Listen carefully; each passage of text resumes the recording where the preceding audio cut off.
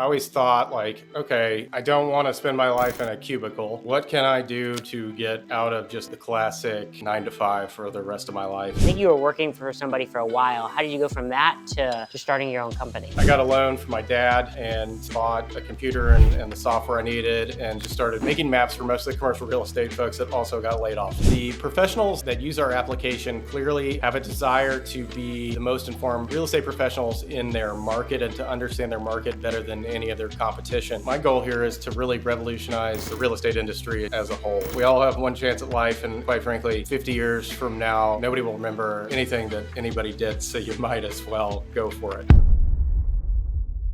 Hello, I'm Vema Reddy, and I'm here with Steve Roberson, owner and founder of Land ID, formerly known as MapRight. So how are you doing this afternoon? Doing well, Vema. Thanks for having me on. Or actually this morning, but yeah, same difference. Yeah. One of the things I want to talk to you about your company in particular, but before I get started with that, I wanted to ask you about how you kind of like your history before you started the company, and in particular, I saw kind of did a little research on you, and I noticed that you have a geography degree, and I'm curious what led you to choosing that degree. Sure. I'd love to give you like a fantastic story on that, but mostly it's because I was a history major at Baylor University, and I was um, a solid C plus B minus student there. And I started Okay. taking geography classes and was making A's in those classes. So I thought my future was slightly brighter as a geography major, but at the same time, um, I also consider geography to be one level above basket weaving as your major. Uh, Yeah, because it's not. I would say it's not a major that people typically choose. no, not at all. My I'd like to think that there was a master plan at play, but that's hardly the case. I think my general thought on I wasn't super interested in just getting a business major because in life I had generally had common sense and decent people skills. And so I wanted to have something more niche to combine those with, and hopefully make something out of that, which was certainly questionable at the time, but it's worked out so far. And then I ended up going to Texas State and getting a master's of applied geography with a concentration in GIS, which is just a fancy acronym for I make maps on a computer. So kind of went full into that, knowing I could at least have a job, and it was a new market. So making maps and cartography on computers was a relatively new thing, and there just seemed a lot more promise than me either becoming a professor or a lawyer through a history degree that, quite frankly, I wasn't super great at. So yeah, I mean, it's worked out, and I've always been decently good at anything related to geography. Hmm. And I'm one of those people that if I go some, this probably has nothing to do with anything skill wise, but I'm one of those people where, like, if you took me to someplace once, I can usually always get back there from wherever I'm at. So I guess I have a natural honing geographic system built into my body for like remembering locations, navigating to locations, and it's funny, like you tell a lot of people you have a major in geography, and their first question to you is like, "Can you name all 50 state capitals?" You're like, "This is not what the major is all about, is naming the 50 capitals of the United States." Okay, so you've heard that one a lot. Yeah. I don't know what the stereotypes are for geography majors, because to be honest, I think you're the first one I've met that's a geography major, at least that I know of. Oh yeah, for sure. Well, most people are very shameful about the major, so they probably wouldn't be open about that in their major. But it's a really an interesting discipline. There's all sorts of subsets of geography where it's like human geography, physical geography, and it touches on a lot of disciplines. So it really is fascinating. A fascinating discipline that has a lot of avenues of how you can apply it, and yeah, it might not be the greatest moneymaker for a professional career, and I've certainly been lucky in that aspect because of, I think, more of the combination of the entrepreneurial spirit that I have combined with my knowledge of geography. But at the same time, there's a lot of luck involved and a lot of being in the right place at the right time. And you know, as of right now, I wouldn't say it's like a done deal as far as my success goes. I feel like it could evaporate, any day. So continue to plug away with Uh-huh. desperate paranoia. Well, you seem like you're doing well, and it seems like it was the right choice. It's like there's most people who, whatever major they choose, they end up a lot of times changing careers or Right. going a completely different path. And if anything, you've dove much deeper into it than most people into their own major. And That is one of the very things, true. yeah. So you've done, at least you've done some things right, or you followed your passion, and so that Yeah. passion's led to profit in some way. One of the things I'm kind of curious about is how did you go from like, okay, you got this GIS or some type of master's to then going into like starting your own company in some mapping software? How did you go from like, I think you were working for somebody for a while. How did you go from that to starting your own company? Yeah, definitely. I So out of grad school, I started working for a big commercial development group in Austin, and Mhm. that was around 2005. And Mhm. so, it was interesting. I was absolutely nobody, just a peon. But I interacted with people that were certainly higher up, that were running companies, and my impression, no offense to if anybody remembers me and was working there, all very bright people. But I always found that like what they were doing was not rocket science. Mhm. And if you were motivated enough, like anybody could do what they're doing. Um, so I always thought like, okay, I don't want to spend my life in a cubicle. Uh, Mhm. what what can I do to get out of just the classic I work 9 to 5 for the rest of my life and get a paycheck kind of thing? Because um, with me, I also take a philosophy on life that it's probably cliche, but we all have one chance at life, and quite frankly, um, 50 years from now, nobody will remember anything that anybody did. So you might as well go for it, right? Okay, so you've always had kind of like business owner, entrepreneur kind of like mindset. Well, yeah, more of a kind of like I'm not afraid to I'm not afraid to like fail or to go out and try something dumb. So I actually get back on topic. The 2007 2008 occurred, and the whole Mhm. real estate market crashed. I got laid off, and so that Okay. really reinforced the idea that at minimum I want to take my destiny into my own hands as much as I possibly can.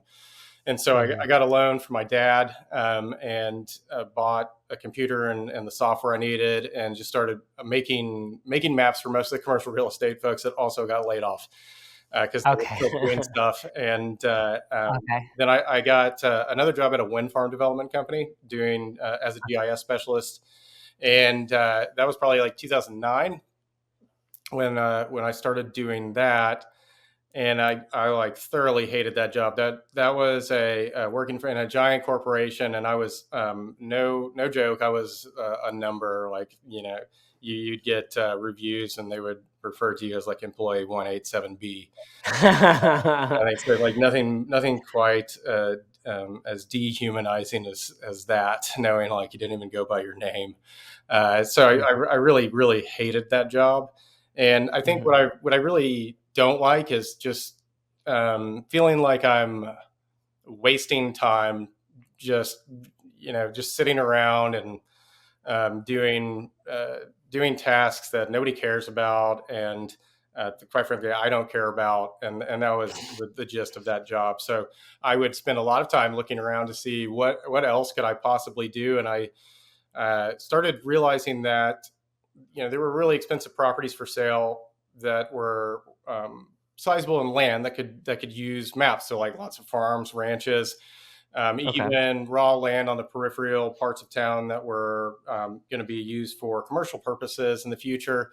And I realized that there might be an opportunity there to use my skills in mapping, because real Mhm. estate I'd always applied mapping to real estate. That was always my passion. Was like, how do you apply GIS and mapping to real estate? Because you know, it's location, location, location, right? Well, GIS and mapping, it's all about location as well. And there's a lot of innovative things you can do with the advent of mapping on computers and applying that power that really hadn't existed for forever, never in human existence. I think you know most sailors in the 15th, 16th, 17th century would have killed for an iPhone with a GPS map. So it's crazy to think of how fast mapping in the current age is escalating, and what you can do. And it's really just the tip of the iceberg. It's really just starting that journey of revolutionizing how maps interact with us in our daily work and our daily lives. And it's exciting to be a small part of that and bringing those new innovations to people to make their lives better, to make them more efficient at work, and to have people make better decisions, both in life and in their business. Okay. Um, we went over a couple of things, but what led you to eventually deciding to or how did you make that transition? Because it's one thing to have an idea, and it's another thing to put in reality. Because you were working for someone, and then you decided, okay, Yeah. I think I can do this, make this type of software that can be used for real estate. So how did you go from that? How like how did you raise money for that? Because I'm assuming that GIS mapping software is not getting those maps isn't cheap. No, that's where it's a well, I have no idea how I got to where I am. It's a lot of luck and hard work. Mhm. What I did was I tried probably 50 things before I got to MapRight and Land ID. Mhm. So I was open to trying anything, and there's probably 5 years where I did custom maps for a lot of farm and ranch brokers, a lot of commercial real estate people, Mhm. and that was on the side, at night, on weekends, and it helped me learn what are the pain points for these folks, and really like what was missing in their industry that they needed. And I even saw this with the corporate jobs I had, where you had a lot of professionals that had to have maps for their job, and they needed to look professional because it's a professional environment. They're doing high end projects, and these projects have to have maps for them to tell the story of that project, so that project can um, uh, get funding itself and make it through to reality. But these people don't have any formal training in GIS, and Yeah. so they have no real hope of building to themselves. And that's where I saw an initial opportunity. Was like, okay, it's relatively expensive to use somebody like me to build every single map for every Yeah. property that you need to list or market. And can I build something out that allows you to do essentially the fun part of making maps? And at the Mhm. end of it, it looks kind of like I made the map. So it looks like a professional cartographer made the map, and it looks very professional. You're not embarrassed Mhm. to show it off to people. And you also didn't spend 2 days doing it, going to Google Earth and then importing it into Photoshop, and it still looks like a 7-year-old major map. I came across that a lot initially, and that told me that I had an opportunity there. And so I actually, it was super random. I got paired up with one of my partners has a development background, in probably 2013, just on a project. I was working with a ranch broker on dividing up a really large piece of land into Yeah, smaller smaller, parcels. smaller pieces, and and I was working with my partner who was a web developer on sending over those digital files so he could put it into that guy's website, and just started talking to him about my idea.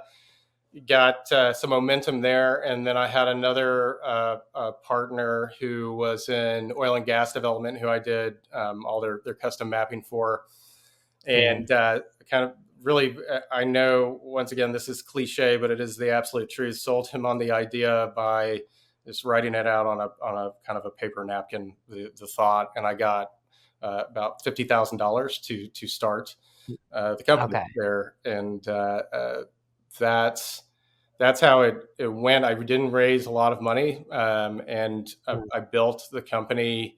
We had a few cash calls at the beginning, just to keep it going, and but I've built the company for the most part until the last few years, where we did get some more formalized funding. I built it just through the gaining of revenue, with subscriptions and everything like Okay. that, and So you originally got like a small, like kind of like an angel investment early, yeah. and then a couple cash calls, and now you're a bit bigger and a little bit, and now it's a bit more formal.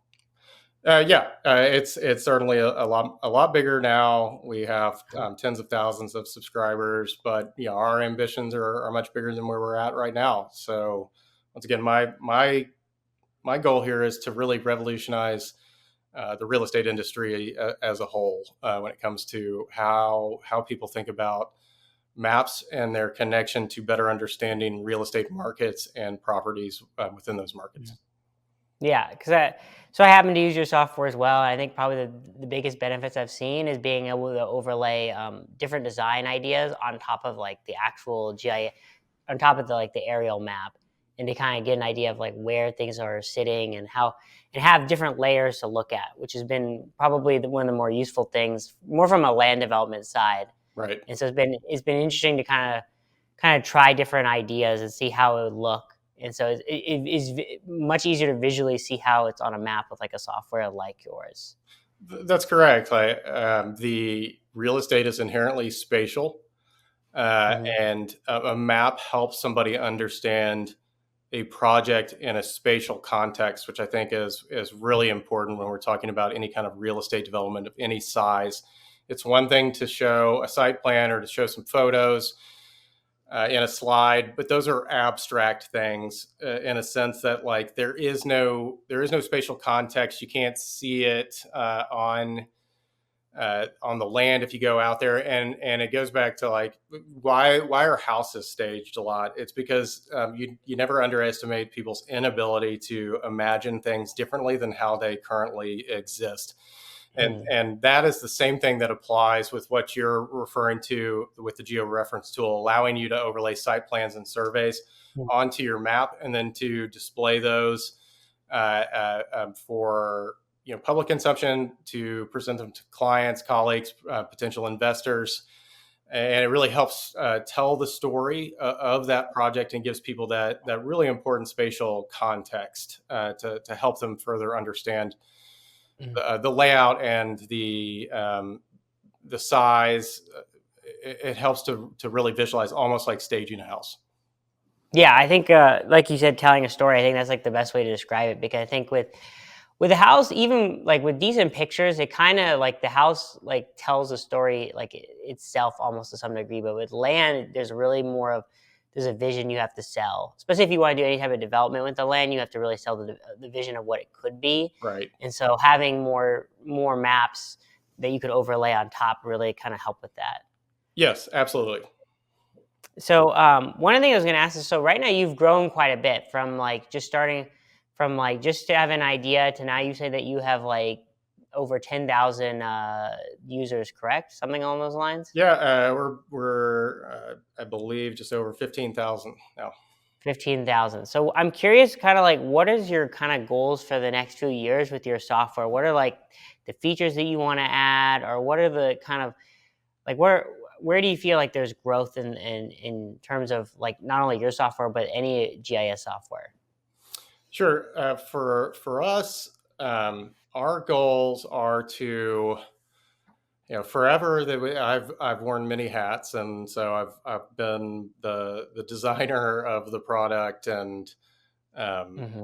I'm not a designer. I actually have a very world class, talented design team now, and so part of what we're doing right now is redesigning current existing tools like the georeference tool that you mentioned that may not be so obvious to people. People aren't aware. Most people that use the program are unaware of everything that it can do. I mean, you've been to my RLI class, so you are Hmm. aware of everything that can be done within the platform. But if somebody doesn't go to that class, it can be kind of hard for them to figure that out. So part of what we want to do is bring those forward and make them more intuitive and user friendly for folks, once again, that have no formal GIS training. The other thing that we're interested in doing is continuing to expand our data and to make that easier to consume as well. So we're actively pursuing data sets like high quality, detailed zoning information for the major cities in the US, school attendance zones that'll tell you specifically, you're going to this elementary school, middle school, high school, improving and extending the information on properties related to mortgage information, sales information, things like that, really focusing on not just adding those in as another overlay, so you then have a list of like 100 and you got to go through them, but to really bring those forward to where if you tap on a property, we'll make it super easy for you to understand. Out of the 100 data sets that we have, 15 of those really apply to this property, and here's how you can understand those data sets, and here's how that can affect the valuation or the feasibility of what you want to do with that property, but also to better understand what's going around that property. What are the things going around that property that could negatively affect the valuation or limit its use in the future? So that's really what we want to do is bring forward. We changed the name to Land ID, and it's because we firmly believe that part of our goal is to bring forward the identity of the land. What makes that land or that parcel unique from all the other parcels on within a city or within the United States? Every property has unique elements, positives and negatives, and we want you to be aware of those. So, it goes well beyond just the idea that like, okay, I see who owns it and this is their address and this is how much they pay in taxes on it. We want you to know if there's floodplain, what's the slope effect, what's the zoning potential for it, is there floodplain, what do the soils look like, is it going to be costly to build a foundation, all sorts of things. So we want to continue to broaden the horizon to have it make sense for anybody that really wants to find out about any type of property, residential, commercial, raw land, farm and ranch. We want to be known as the place to go to really find the comprehensive information for any property in the United States. Okay, yeah. So a lot of it is just like you had mentioned is like it's just making it just easier for people to use and be because there's a lot of features that maybe like you said that georeferencing Right. people just don't know that that tool even exists or they just don't know how to. It's not Correct. maybe user friendly enough in their eyes, so that you're just trying to figure out different ways to like make it as easy as possible for people to use. Absolutely, that's the most important thing. If you build a Ferrari and nobody knows how to drive it, what's the point? So Got ya. that's step one is like if you build a tool, we need to make sure that people know how that it exists and can actually use it. So one of the things I'm kind of curious about too is that like 15,000 users is a decent number of users, and I'm curious if like if you've seen that like people have used your software in maybe a way that you didn't expect that you thought was really interesting. Yeah, and probably the most bizarre ones that happened early on is we would get this happened a couple of times, but the weirdest one was a guy from Nova Scotia contacted Hmm. us, and he oh, it was a while ago. Let me think about this. This was by far the funniest interaction I've had with a user. He had subscribed because he had a wooden map like he thought was 500 years old that was a treasure map, and Mhm. believed that our mapping application could finally connect the dots and allow him to find the secret like Viking treasure in Nova Scotia. And this guy was definitely for real. He refused to send us the map, like a scan of the map, and offered to fly down to meet us in person to show us, because he was scared if he sent us a copy of the map that we would steal it and go find the Viking gold or whatever treasure it was. And I don't know. I don't know if that guy ever found the treasure. I assume not. I think you would have heard about it in the news. You'd have probably he probably would have mentioned it at some point. Yeah. So that guy, I wish him the best. But that was maybe the funniest and most bizarre one. I've had a guy that was tracking gold mines in California with it. And by the way, I actually like, I love that people use it in ways that I never even imagined. I get a kick out of that, because it's like, you create something and you think of it in a very finite way of how people can use it. And then when you find out people are using it and something that you never imagined, it's really cool. Um, Mhm. More recently, on a more conventional, but I think an interesting application is, there was a more conventional real estate agent that's selling a 1 acre lot in Montana, and it's in a very, very high end neighborhood.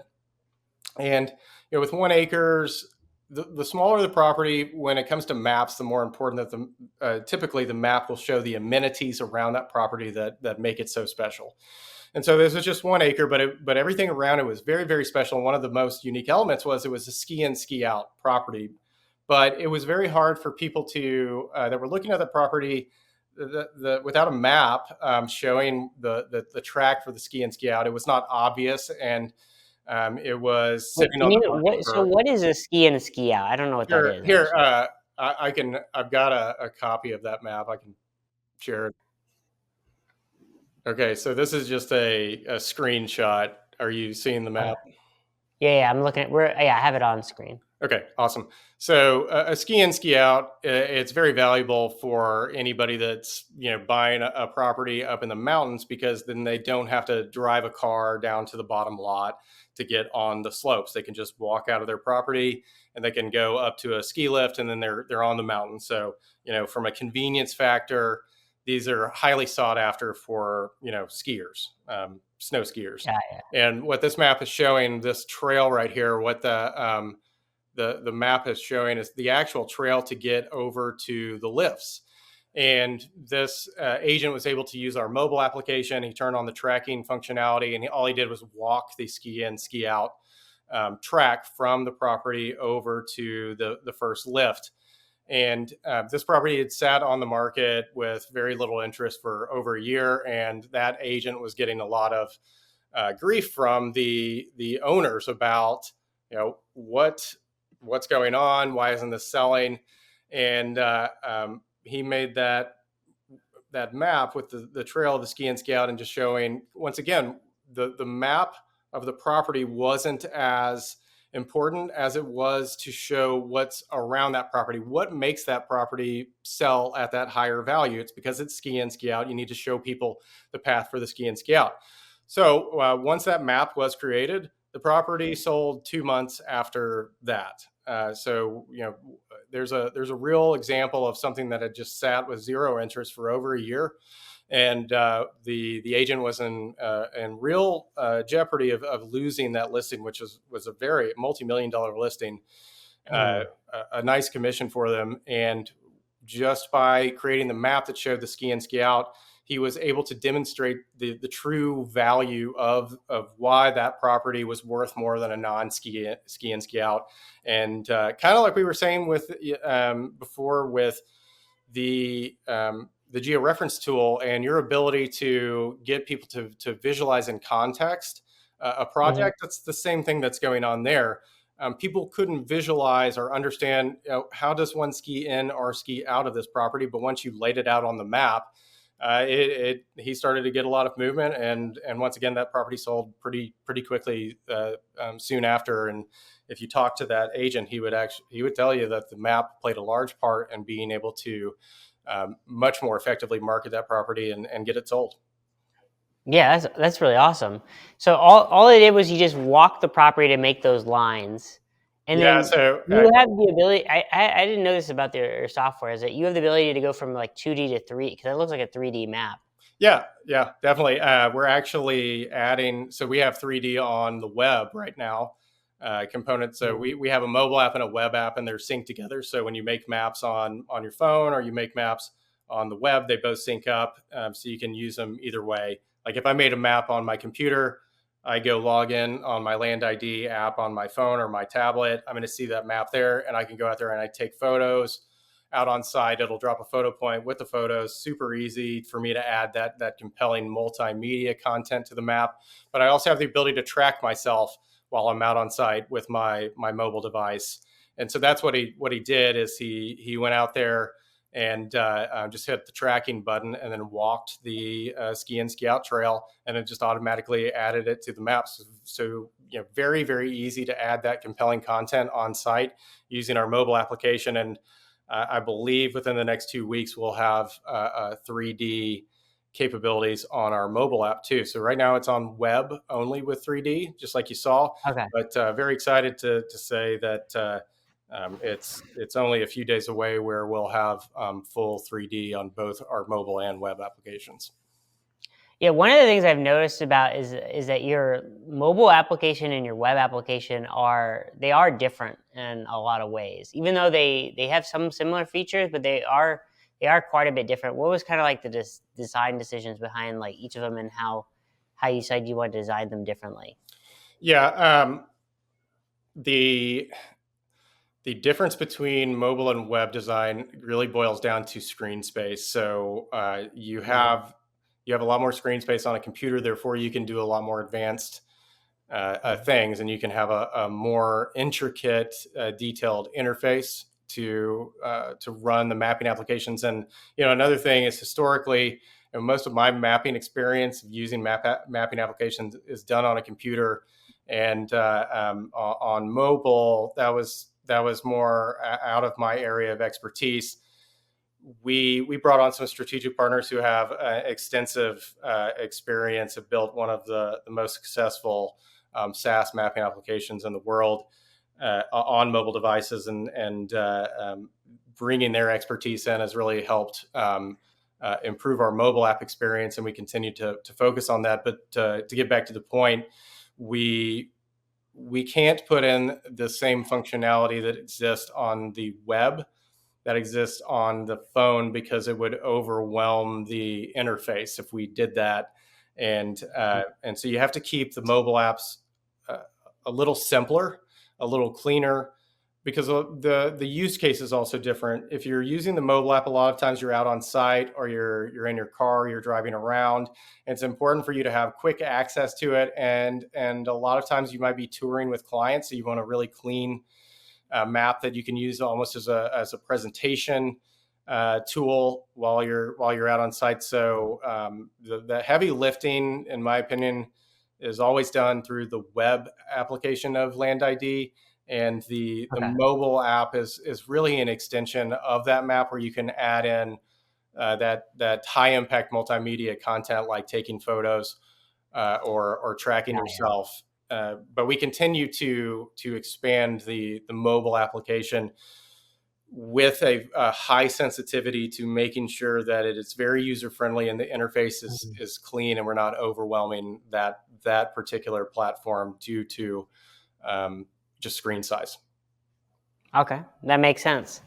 One thing I was going to mention too is like back, kind of from the previous question. One of the ways that one thing you would kind of mention that I thought was really interesting is about how people have like made like kind of like almost like a database of like land and like what prices sold for land. And one of the things I'm thinking of trying to do, because one of my focuses is like, even though I work as a real estate broker, I also look at buying like RV parks and storage units. Sure. And so one of the ways I think I've used it is more to like figure out what is actively being listed and at what prices and what prices they've been selling. So Right. building a database of like that has been really useful. Yeah, that that's on the more advanced side of what you can do with Land ID, but um, Mhm. comparing us to like a recreational app or a basic application is like comparing a car to an airplane. What you can do with Land ID is so much more powerful, and you just described it. You can build your own proprietary databases, and you can actually visualize those. So where we want to head with that is furthering the understanding of your data in a spatial context. So if you build out those databases, allowing you to query those out. So imagine like down the road, you'll be able to, if you build out that database, you could then say like, show me all of the properties that I've been keeping track of that have sold between this range that are zoned for this capability and or within this acreage size, and it would identify all of this off of your own proprietary database. At that point, it becomes such a huge advantage for you because it's something that nobody else has. It's not just something out of the box, some third party deal that anybody can get. So that's one of the most powerful things about Land ID that I'm sure a lot of people aren't aware of, and that's one of the things that we want to make a lot more intuitive and exposed to people so that they're aware of. Is you have such a powerful application at your fingertips with your ability to build spatial proprietary databases. And if you're building databases in real estate, they are inherently spatial. So if you think about this, any database anybody's building with a spreadsheet right now, Yeah. that is a spatial database, and you will derive and extract out a lot more information if you visualize that data that exists on a spreadsheet also on a map. Okay. Yeah. That makes perfect sense. Yeah. Just being able to visually see where everything is. Cause like, as you Yeah, know, like with land, a lot of it, location makes a big difference, the way it's laid out. That's why what makes land when it comes to real estate a little bit different than like houses. It's harder right. to like do comparables in the same way because just because it's the same size doesn't mean it's the same value because location makes a difference, topography Absolutely. makes a difference, Yeah. zoning makes a difference. There's so many factors as to what makes a difference. It's most lands is very hard to say this is exactly like this land. Yeah, you're absolutely correct, and it goes back to why do we do our name change and branding change? It's because we firmly believe that each parcel of land is unique, whether developed or undeveloped, and for you to make a sound decision on that piece of property, you need to understand as much as you can about it, and it has to go beyond. Here's the current owner, and here are their taxes. You need to understand the soils, the topography, the Mm-hmm. floodplain, the wetlands. Is there a giant transmission line running through it? Is there a pipeline easement on the property? All sorts of stuff that isn't readily available in conventional um, real estate data consumption. A lot of real estate data services are focused around generating potential leads, which is certainly valuable, and that's something that we do offer and a focus of ours. But we want to be more comprehensive in that, and just like you were saying, every piece of land is different, and you can't just assume because the land down the road sold for this that this piece of land will also sell for that same price, because they are different, and understanding those differences is paramount to making good decisions. Yeah, that makes perfect sense. One of the things I was curious about too is like for your who are the type of people that are like use the software? Like who's this most ideal for? Because you mentioned it's in the real estate state, but who specifically? Yeah, we certainly people that are farm and ranch brokers. Hmm. We are perfect for them, and we most of those folks across the U.S. already use us. Hmm. We also have most of the rural appraisers across the U.S. Use our application too for their reports for properties, for appraisal reports. We have lenders that use the application. We have conventional residential real estate folks. We have a lot of commercial folks that use the application as well. So it runs the gambit of all sorts of types. I guess one of the more fascinating things that I wasn't aware of until last year is a ton of individual investors in land and property use the application too for a, kind of a due diligence tool.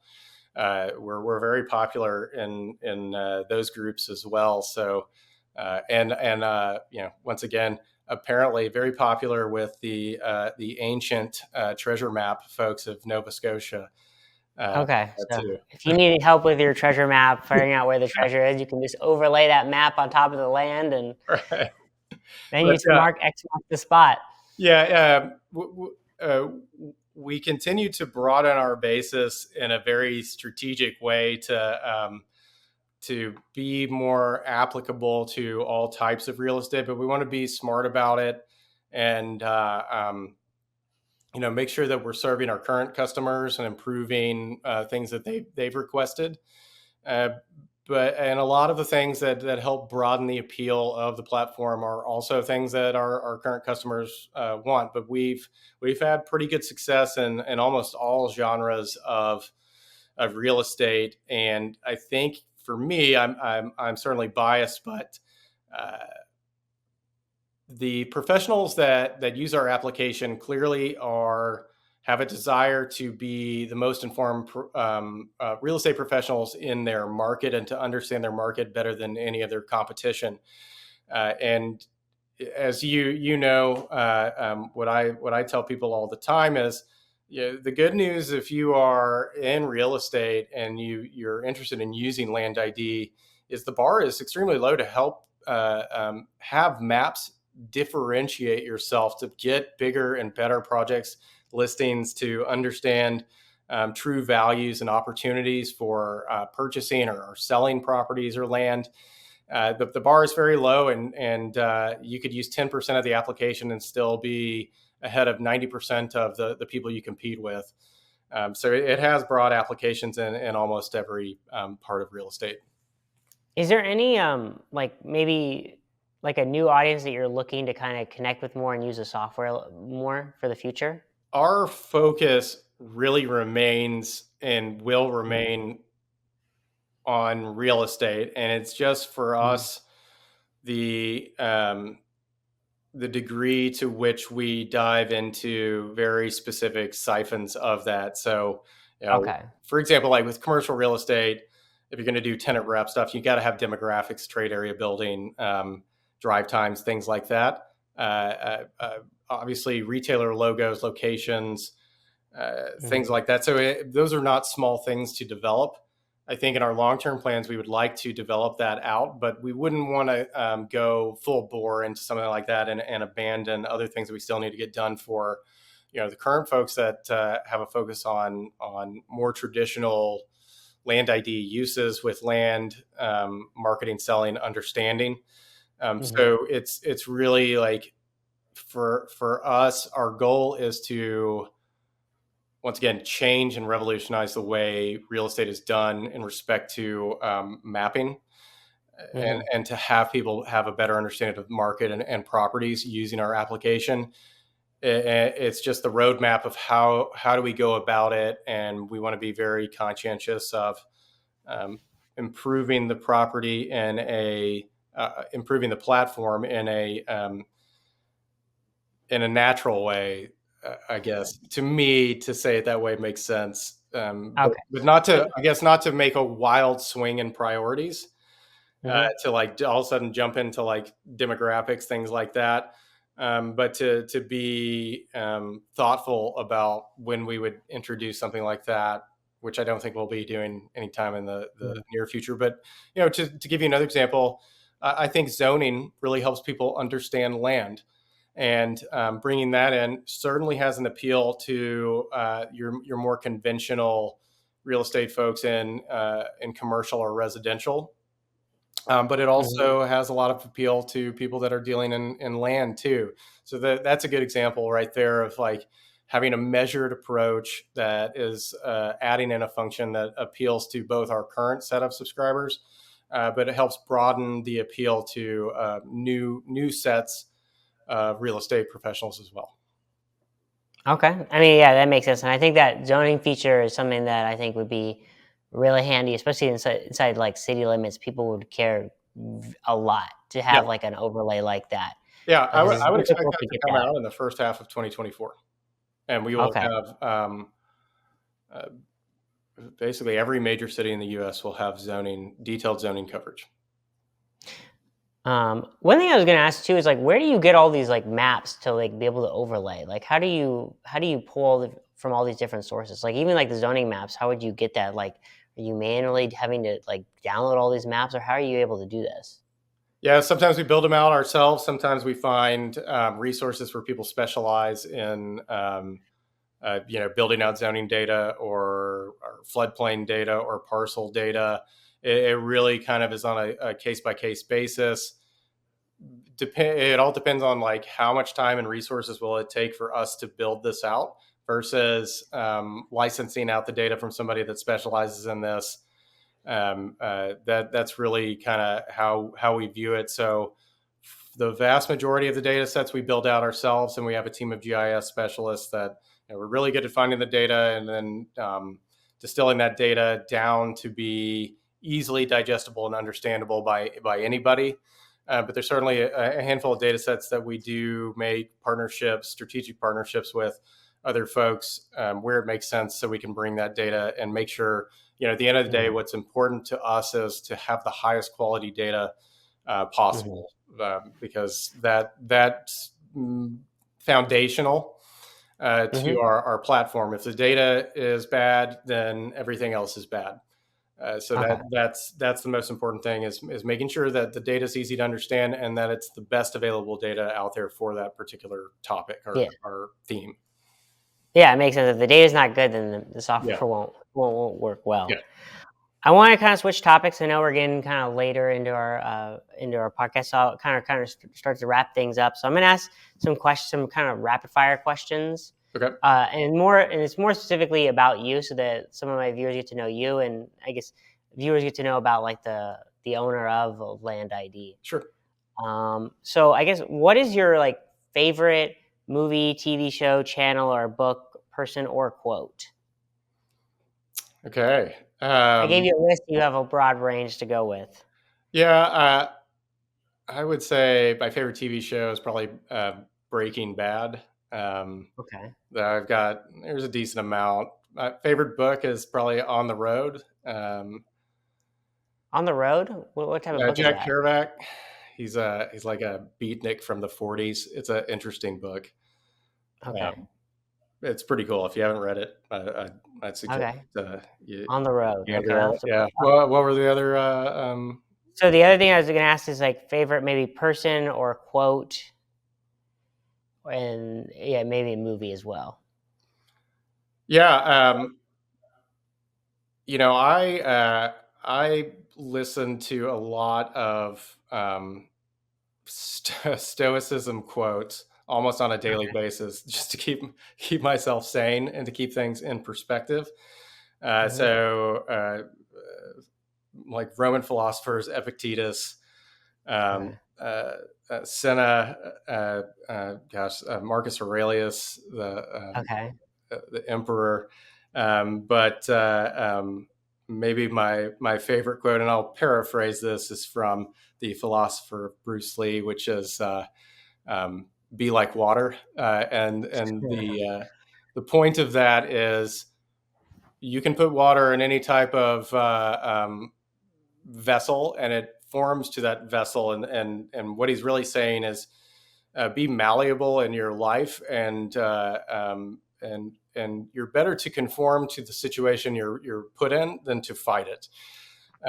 And so, whether good things or bad things happen to you, uh, that's just life, and you're better to take a positive attitude and make the best out of it, no matter what. So, you know, that's been helpful. Another one that like currently sits in my mind is wherever you go, you'll that's where you'll find yourself. And I tell myself that, and I think a lot of people can relate to this. Where sometimes you're like, oh, if I could just move here, I'd be happier. If I could just do this. Like for me, I daydream of living in Cabo San Lucas and living on the beach and doing nothing but playing golf and surfing all day. Now, the I know that that doesn't like solve life's problems or anything, but it's important to understand that like if you are unhappy in life or you are unhappy with the situation, uh, the only thing you control is yourself. And so um, the desire, I think everybody has that desire here and there to like escape, but the problem is you have to bring yourself there, and Yeah. wherever you go, your problems will follow you because you are probably the source of your problems. That's funny. You know, you're the kind of some of these like stoic quotes you're kind of mentioning. It kind of reminds me of you ever heard of "Man in the Arena" Yeah, quote? absolutely, sure. It kind of like some of the stuff you're talking about kind of reminds me of that. Yeah, I do it because um, it can be tough to like. I think we all deal with criticism from other folks, and I have we have a lot of subscribers and people that look at the program, and I see all of the support tickets and like I see all of the things that people kind of complain about, and it can be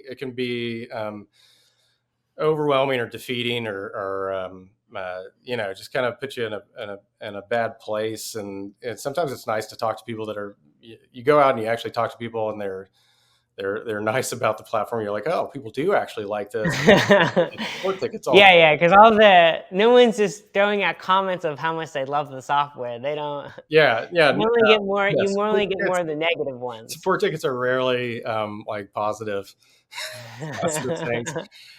So it's important to like just keep for me it's just to keep things in proportion and to not say like I am defined by land ID does not define me as a person.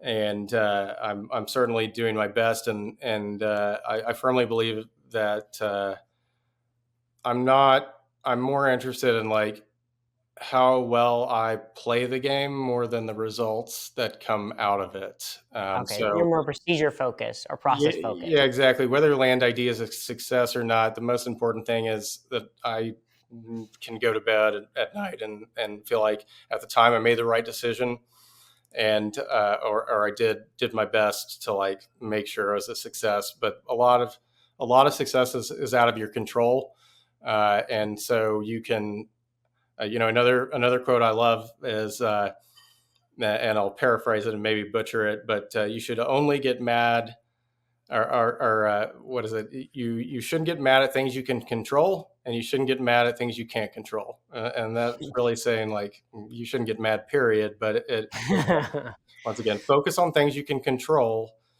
and understand what you can't control, and don't pay those any attention. It's just distractions.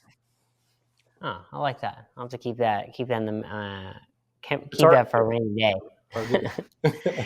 One of the things you mentioned is that like land ID isn't like you don't always just focus on that. I'm curious if you have any like outside of kind of your work, do you have any like passion projects or hobbies that you're kind of like working on right now? Um, it certainly land ID occupies most of my thoughts all day long and all night long. But my main hobby in life is golf. So Okay. I play golf on the weekends with some of my friends. It helps kind of clear the air. And then I have a great family. A wife of almost 20 years, and I have a 2-year-old kid, so that helps put things in perspective as well. So I'm in, I'm into kind of self improvement and not going insane while I'm trying to do this thing in land ID, and because the pressure as it builds, it can wear on you. So being mentally strong and physically in shape helps you perform on a daily basis and execute at the highest level. and it's the consistency to do that over years that's the difficult part. It's kind of like anybody can go eat chicken and baked chicken and rice for 3 days. Go do it for 3 years, and then I'll be impressed. It's the consistency and the discipline that I'm interested in, and just making sure that I'm not just sitting around and doing nothing, no matter what it is. Okay, I like that. So so the next question I have for you is, what is a gift that you've received or that you've given to someone over the last year that you thought was like really interesting? And that can be like a book, maybe, or something along those lines. Yeah, I'm trying to think. Problem is, my wife, like everybody, knows about Amazon, so I feel like presents show up to our house daily on that. I'll give you a little bit of time to think about it for a second. One thing I've gotten, this is a gift I got for myself. I got one of those like hourglass timers, and I have one that's like a 30-minute timer and one that's like a 5-minute timer. And what I do is I flip it, and then for 30 straight minutes, I gotta be working no matter what. I I gotta love stay that. Yeah, focused. And then I have a 5-minute one for like kind of when I want to take a break. Okay, let me I give myself 5 minutes, and that's it. that's actually that's a fantastic gift. I'm big into that, even though I'm super undisciplined with that. I think that that's a real thing. If you can Mhm. just set and say like 5 minutes, and like I get back to it, and then I do 30 minutes. I think that really helps with your efficiency on a day-to-day basis. I probably need to buy that as well. For me, um, yeah, let me think about that for a second.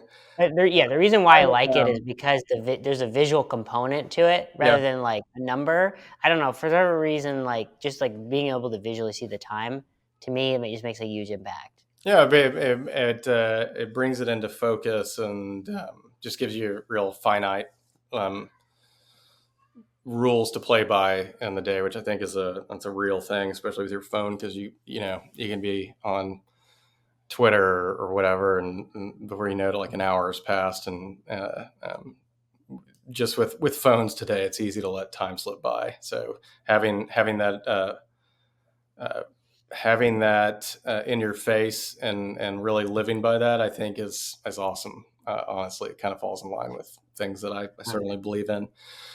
All right, So let me, so most interesting thing that I've received over or the not, I mean, it doesn't even have to be most interesting. It'd just be something that like an effect on you on your day to day life. yeah. If not, let's just skip it for now. If you come up with something, then you let me know. If I think of something, I'll bring it to mind. Once again, the problem is, like, I have presents that show up. Most of them are not. Most of them are not for me. The That presents just come to you. Most of them are not for me.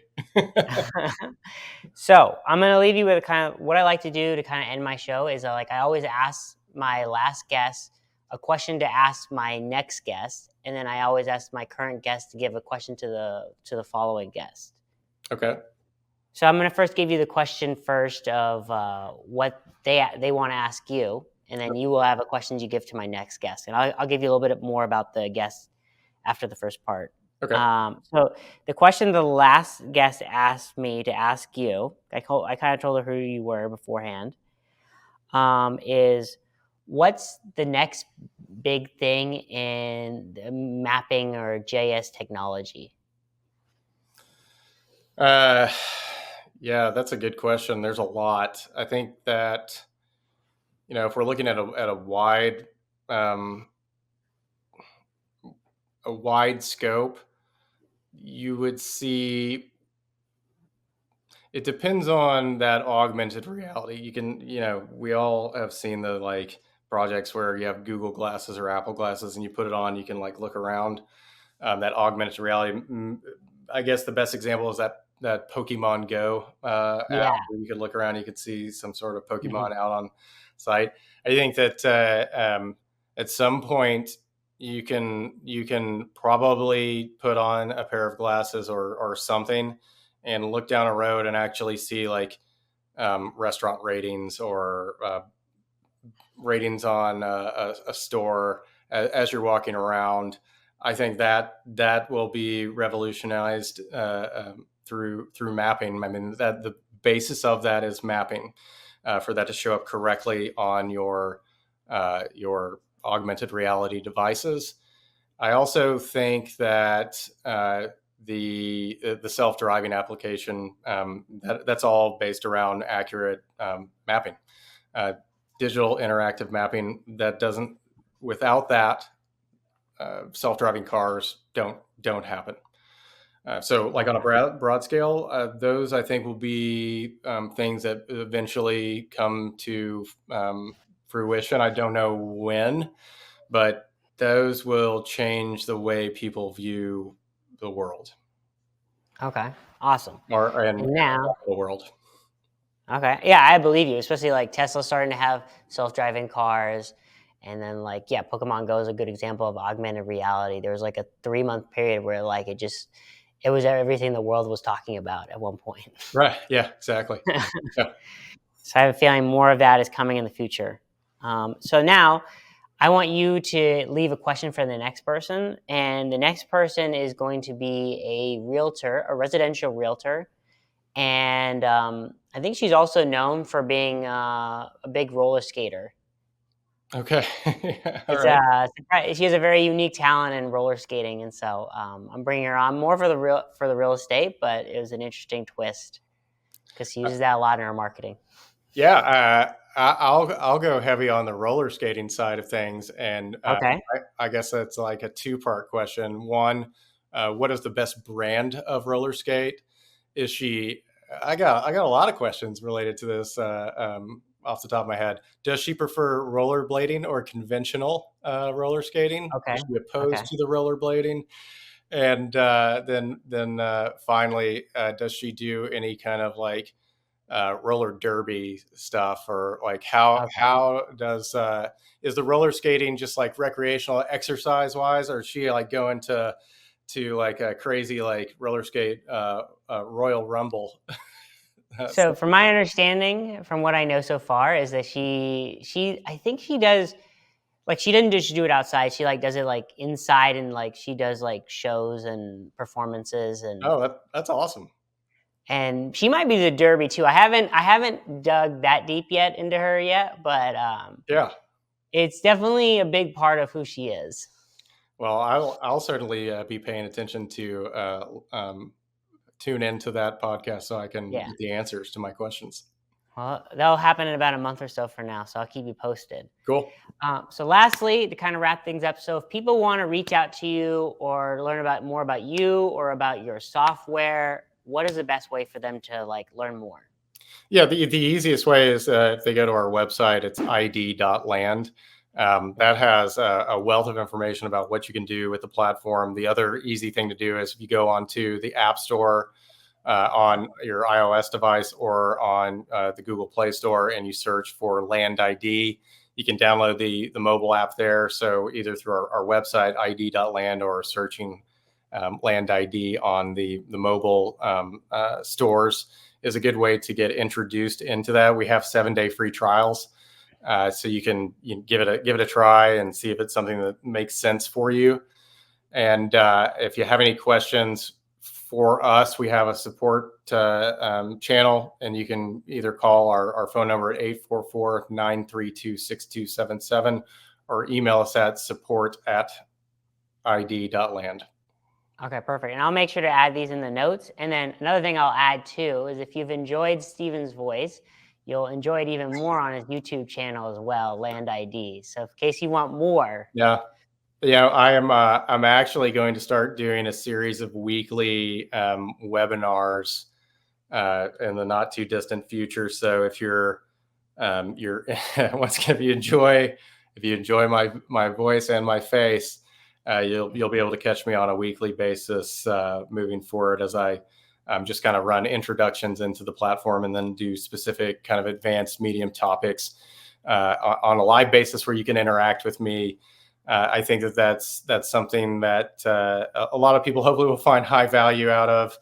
If I don't have the answers for you during those, then we're all in trouble, as I build a platform better than most. So that's an opportunity to get a hold of me and not just talk to one of our support folks, even though our support folks are fantastic.